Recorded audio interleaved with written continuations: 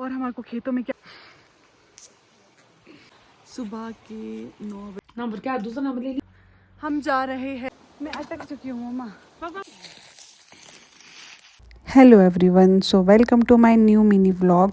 सो आज मेरी सुबह हो रही थी सुबह के 9 बजे और धूप का अभी तक कोई नामो निशान नहीं था। फिर मैं चले गई थी किचन जहाँ मम्मी बना रहे थे ब्रेकफास्ट। उसके बाद मम्मी मुझे बोलते ब्रेकफास्ट करके अब चलो खेत। फिर मम्मी और मैं निकल गए खेत की तरफ और जहाँ मुझे दिखता है हमारे खेतों में हो गया था बंदरों का हमला। इतने सारे बंदर हमारे खेत में आ गए थे। बाकी सभी बंदर भाग गए थे पर एक ही बंदर बचा था जो मुझसे डर ही नहीं रहा था। खैर छोड़ो, फिर हम अपने काम में लग गए। तो हम खेत आए थे लकड़ी ले जाने के लिए। हमने लकड़ी को किल्टे में भरा और निकल गए घर की तरफ।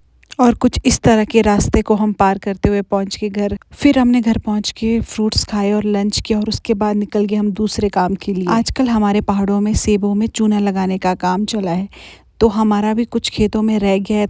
तो मम्मी और मैं आ गए थे खेत में चूना लगाने। चूना लगाते लगाते मम्मी और मैं बहुत ही ज़्यादा थक गए थे। हमें चूना लगाते लगाते शाम ही हो गई थी।